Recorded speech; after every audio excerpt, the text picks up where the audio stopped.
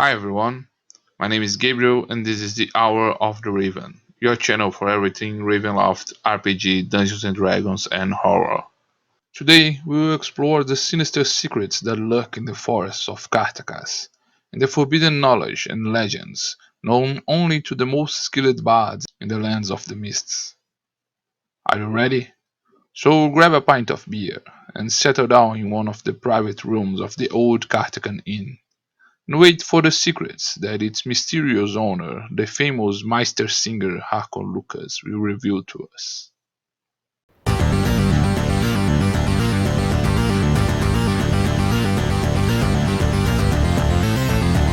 Howl of the Raven.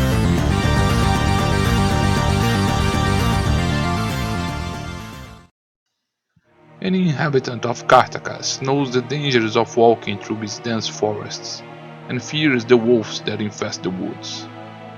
The wolves that abound in this realm are audacious and voracious, and do not seem to fear humans. Reports tell of packs that chase horsemen and carriages, of wolves that enter cities and hunt on village streets looking for unwary prey, and even wolves that invade houses to drag victims into the woods to satisfy their hunger.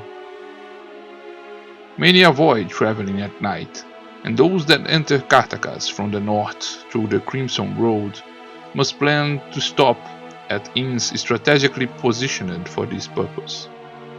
However, the walls and roofs that these inns can provide can give a false sense of security.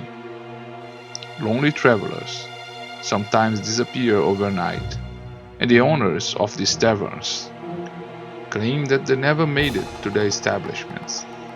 The truth is that these taverns are hunting grounds for the Naruv, the Trickster Wolves, also known as wolfwares. These creatures, which abound in the folklore and legends of Kartakass, are wolves that have somehow acquired the ability to shapeshift and take human form. These cruel monsters use their gifts to walk and hunt among humans, selecting their victims and leading them into sadistic and deadly traps. A wolfware can take up to 3 distinct forms, being able to pass as a dire wolf, to assume a hybrid form of lupine aspect but with humanoid form, or to assume a human form. In their human form, these monsters are endowed with great charisma, and tend to pass for minstrels and traveling bards, and are capable of inducting their victims to a state of lethargy with their music. Facing such creatures in combat is an arduous task, since they have resistance to magic and can only be wounded by cold iron or magically incanted weapons.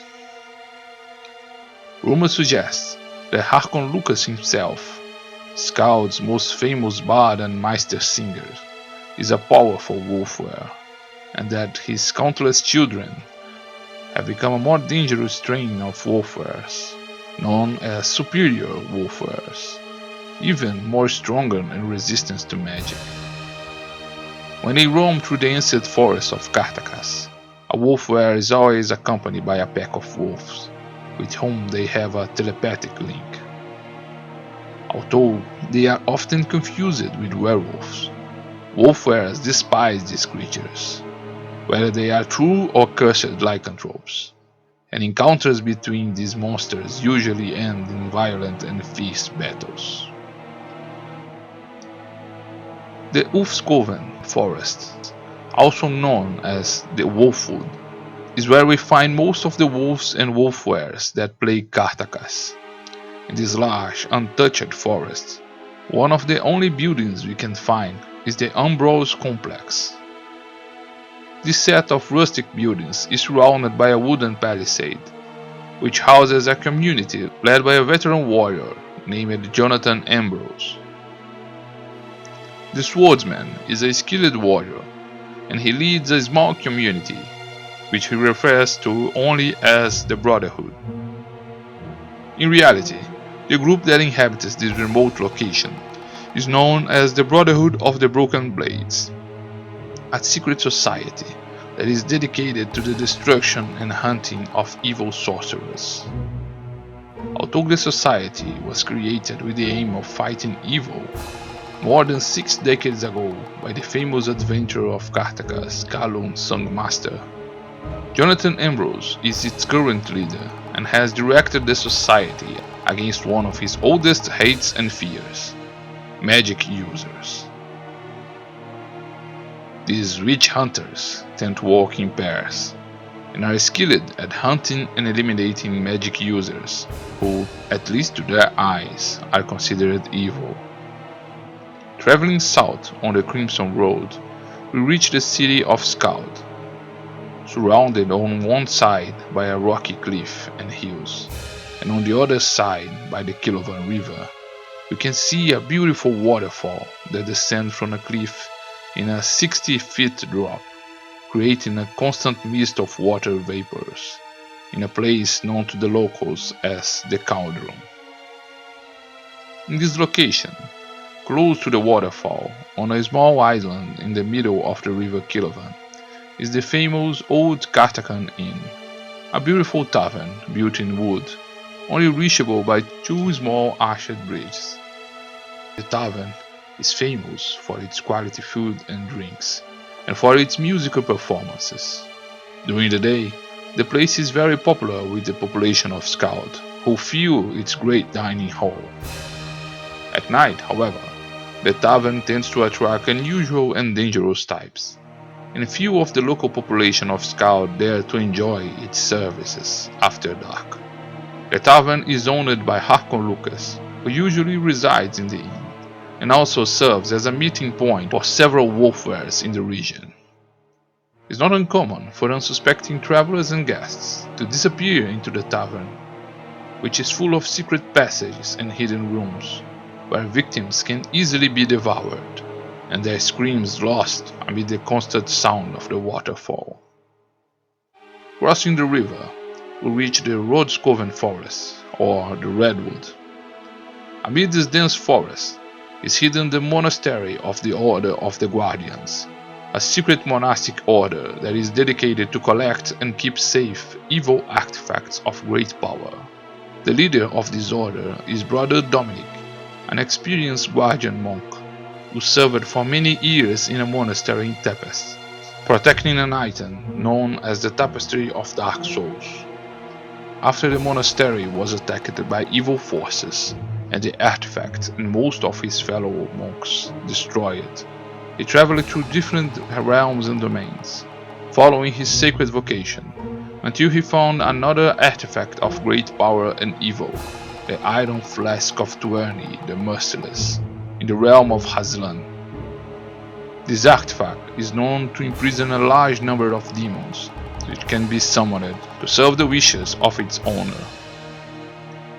Unable to destroy this evil artifact, and knowing that Hazlik, the Dark Lord and ruler of Hazlan, was in search of this powerful item, he fled with the artifact to the forest of Kartakass, where with the help of his brothers in the order, he built a monastery to house and protect this item, naming the monastery the Iron Sanctuary. The actual location of the monastery is a secret, known only to the monks of the Order of the Guardians, who live to protect their evil treasures from those who seek their power and corruption. Following the Rhodskoven Forest to the south, close to the border with the realm of Hazlan, another secret group acts with a more sinister purpose. The Howling Clan is a group of lycanthropes dedicated to the worship of the Wolf God and are led by Mother Fury. Mother Fury is a Loup-Garou, a powerful strain of werewolves and a true lycanthrope. She lived much of her life as a direwolf in the wild forest of Verbrek. One day, she found and attacked a group of humans, but she was almost destroyed in this confrontation. Fascinated with the power and versatility of humans, she adopted her human form and tried to understand their powers and society, as well as trying to convert other humans to worship the Wolf God. Alfred Timothy, the Dark Lord of Verbrugg, considered such measures a profanity to the fate of the Wolf God, and hunted Mother Fury, who was forced into exile from her homeland. She finally found refuge in the remote forests of Kartakass, where she continued her cult. She is the absolute leader of the Howling Clan, a cult made up of other humans who have been infected by her with lycanthropy. To elect new members, they kidnap individuals known to be sadistic and violent, and play a game of hunting. The candidate is released into the forest at night, and then one of the clan members is randomly chosen to hunt him down. If the candidate manages to survive the werewolf hunt until dawn, he is then captured again and chosen to join the clan, and is infected with lycanthropy by a bite from Mother Fury. The Howling Clan gathers to perform ritualistic hunts, and on full moon nights, the cultist feasts on human flesh. All members venerate Mother Fury, and the sound of her howl can induce other clan members into the process of transformation into wolf beasts. So far, this werewolf clan has avoided confrontation with wolf wares, but it is only a matter of time before the path of Mother Fury and Harkon Lucas will cross. Resuming our path on the old Crimson Road and civilization, we go down south until finally we reach the city of Harmonia, the only other city worth of noting in Kartakass. Although more remote and isolated than Skald, the city has a great musical tradition and is known for forming the best bards in all continent. Its amphitheater is a source of great pride for the city, thanks to its enviable acoustics. The sound that reverberates from the stone walls and grandstands can be heard throughout the city.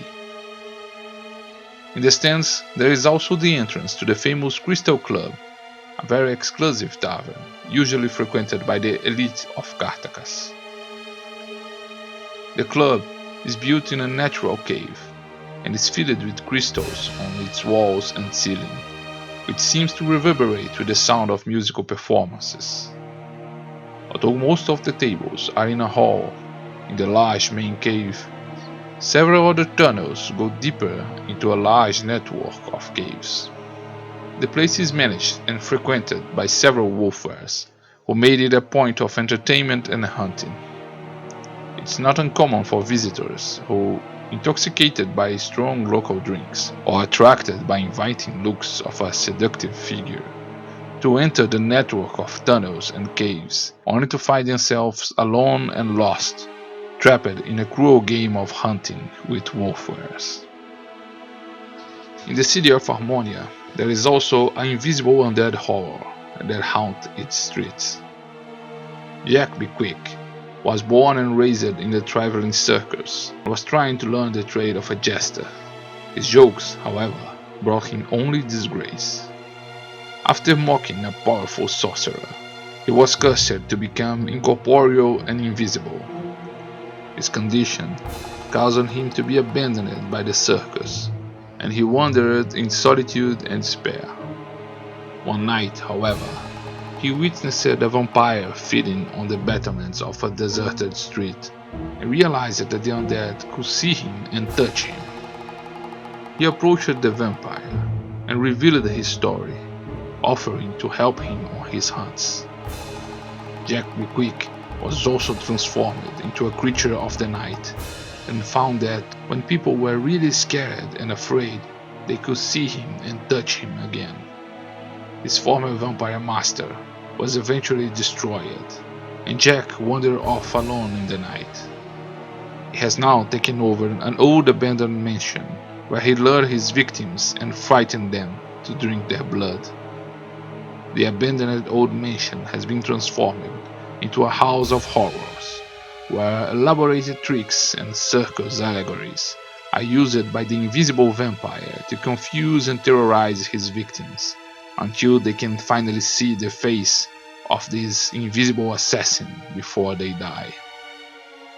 Finally, with his head south, we reach the misty forest of Felkskoven and the Arcalias Hills, a haunted and cursed place where even the vegetation does not seem to grow. Decades ago, this hill served as the home of an unholy priestess known as Hadaga. This vile woman dealt with necromancy and undead creatures, and for a time was in possession of a powerful artifact known as the Crown of Dagon, which allowed her to transform humans into grotesque goblins to serve her. The fate of Radaga and the Crown of Dagon were directly linked to the events of the Gundarakite conspiracy, and it is believed that she has perished. She marched with countless of her undead minions into the lands of Daglan, a place recently unveiled by the mists to the south of Kartakass, but she disappeared when these lands were once again swallowed by the mists, shortly after their appearance. To this day, it is rumored that the site of her former lair, known now as the Catacombs of Kartakass, is inhabited by undead creatures.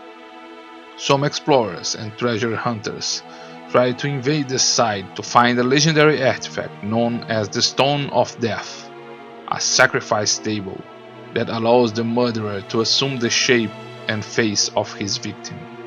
But these adventurers have reported that at the entrance of these catacombs there are two imposing giant skeletons that act as guardians. Other reports point out that a creature with a beastly and deformed appearance, whose skin is covered by scales, inhabits this place. Some believed that the Beast of the Hills is Radaga's new form, but no one can tell for sure the true identity of this mysterious creature. When we finish hearing the fascinating secrets, legends and rumors of Kartakass, we see through the window that the sun has already set and the night advances. With fear, we realize that the old Kartakan Inn is no longer occupied by the commoners of Skald, but by noisy and sinister figures who seem to be giving us threatening looks. As we prepare to leave, our host, Harkon Lucas, prevents us from leaving. He insists that we stay for dinner as his guests and listen to his own tale and story. After all, there is nothing like a good story to whet the appetite. Subscribe to this channel and activate notifications, and stay with us as we will unveil the sinister past and secrets of the enigmatic bard Harkon Lucas.